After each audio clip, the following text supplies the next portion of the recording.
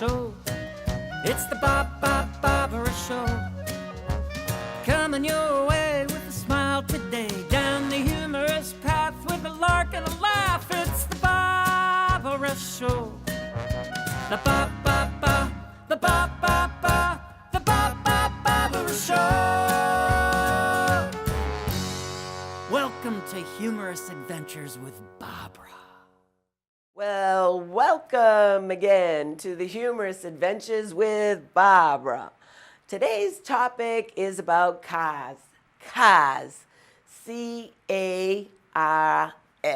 That's how I say it. Now, learning how to drive, I think I mastered it with a little help from my brother. And one of the things you had to learn how to do is something called a three-point turn, where you back out, then go forward, and then turn around. You had to master the art of parallel parking. And living in Boston, it was very challenging because in the wintertime, on these big snowstorms, it would be really slushy. The plow would put the snow in these big banks on either side. I happened to live on this big, steep hill going this way, but it was a one-way. So in order to get home, I had to go up another steep street and then turn and then do another sharp turn. So what you had to learn how to do when it was really slushy is once you made a decision to go up a slushy street, do not let go of the accelerator. Why? Because your car will then just go like this and potentially smack into a parked car, which is not the optimum thing. But it was something that we just all knew we had to do, so it was not a problem. I mastered that, and you take the turn and then watch out for the banks of snow. I was a master at parallel parking. Once I moved to California, forget parallel parking. I don't even think I can do it now. I've lost the art of it. If there is not a spot that I can just pull into, I will drive and drive and drive until I can find a spot to pull into, because I think I'm spatially challenged now. I don't know. I think it's my personal problem. Now, because I am a single woman, I will be the first to admit I know nothing about cars. And actually, I do not want to know anything about the mechanics of cars. I just want to go to a mechanic and let them do it. So when I buy a car, I buy the extended warranty, one of my tips, and it will be worthwhile once you hear the rest of my story. So I drive in to the dealership that I bought the car. I'm on scheduled maintenance, and I show up for all the scheduled maintenance. And I tell them, I know nothing about cars. Please do not let me drive out of this dealership with something wrong with this car. Rip me off if you will. Sell me extra things I don't need because I don't even know. But do not let me drive out of here with something wrong. And they said, of course we wouldn't. Of course not. One time, after my regular scheduled maintenance, I received a letter, and it said, we've noticed a small hole in your radiator hose. Well, I read that, and I called them up right away. And I said, what is this all about? Why did you let me drive out of there? And they said, oh, our technicians are so trained that it was probably a very minute hole. Don't worry about it. You can take your time. Don't even think about coming in for your next 6 months. It's fine. So they tell me it's fine. It's fine. I'm now driving with my mother, and it was a summer day, And I could see that the temperature gauge in my car was going up, which was unusual.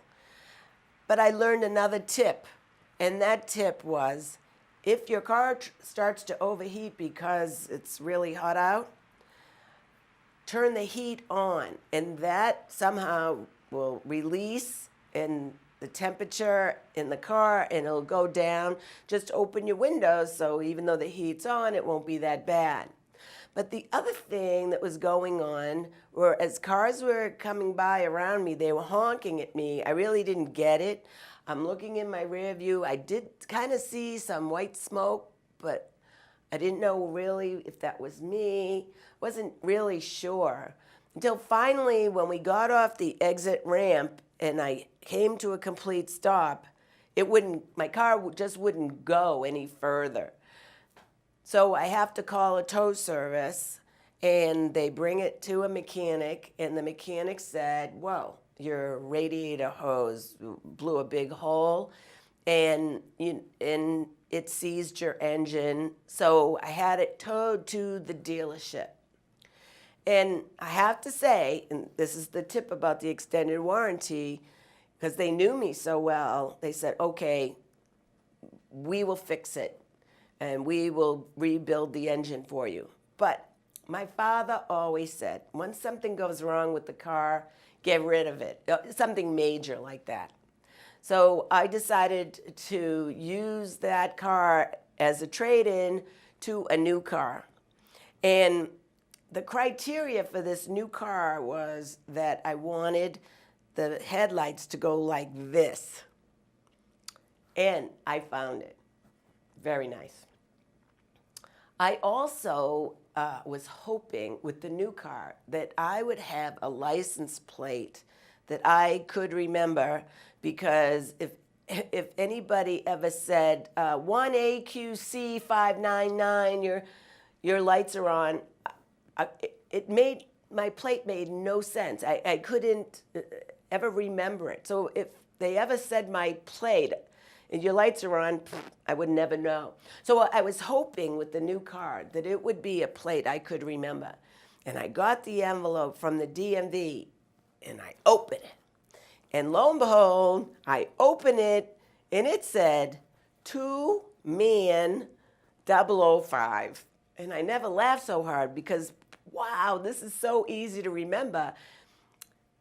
And it's kind of fun, because when I would pull into places, they'd say, well, what does that mean? Thinking it was a personalized plate, but it wasn't. The DMV just made it up just for me. So I said, well, 2man means I need 2 men, and 005 is a secret agent for a woman. So everybody would get a laugh. I had that car for 17 years. And, every time I drove around in it, he was my friend, and he, meaning he was 2man. I would refer to, hey, 2man, how you doing today? Okay, we're going here. So after the 17 years, I needed to get a new car. And my boss and I were trying to think of a new plate that would be fun. So we came up with 2 names, and we were having a contest at the office. First name, 2man 007. Well, I love that name because it's still 2man, and it happened to be 2007. And now 2man 007 is really a secret agent. Or the other name was 2man 4BG, Baaaaahbra Gross. So we had the contest, and sure enough, 2man 007 won. So, okay, great. It was a Wednesday, and I went on the DMV site just to see if 2man 007 would be available, and it was. So on that Saturday, the weekend, I thought I'll purchase the plate. And I go on the DMV site to get 2man 007, and it says unavailable. I'm like, unavailable? How can 2man 007 be unavailable? I tried to get it on a Wednesday, it was available. Now it's Saturday and it's not available? Who would want a plate like that? So I reboot my computer, I go back on the DMV site and try to get 2Man 007, thinking there's some kind of glitch here. Nope, not available. I tried again and again. And finally, I said, okay, I will try to get 2Man 4BG. I try to get that plate available.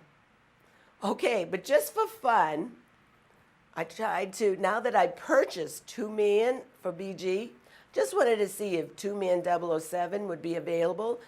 And sure enough, it was. So go figure, I'll just leave it up to fate that I was meant to have 2Man for BG. Now, used cars. Before I moved to California, my parents would get us used cars to get around to our jobs after school. And one summer, I needed to get around Cape Cod and then to bring me back to school once the semester started. And this car was pretty good. It was pretty zippy. But one time, it just stopped. It wouldn't go. I had to have it towed. And the mechanic said, well, you've got carburetor problems. And this is what you're going to have to do until you get it fixed. If the car stops, you have to open up the hood, get a screwdriver, and spray this carburetor starter in it, and then it'll work. I'm like, great. So I did anything I could not to come to a complete stop anywhere. If I saw a red light, I would be going like a turtle, and people behind me might be going, Anyway, the car did its job. It got me back to school. And my father said, listen, you can't sell it to anyone at like a good car. So sell it to a mechanic, tell him what's wrong with it, and sell it as is. So I said, okay. I put an ad in the paper. Once I was back to school, a mechanic saw it and said, okay, I'll purchase it. I go, really? He said, yes. So I proceed then to take the spare tire and the jack out of the car. And he looks at me and says, well, what are you doing? The spare tire and the jack come with the car. I go, well, this is the first time I'm selling a car. I want my father to be proud of me, and I don't want to look like dope. He said, well, what would you do with just the spare tire and the jack? It goes with the car. Trust me. Well, I trusted him. And then I told my father the story, and he just got such a kick out of it and let out this really big belly laugh. Anyway, I just want to say thank you again for joining me on the Humorous Adventures with Baaaaahbra.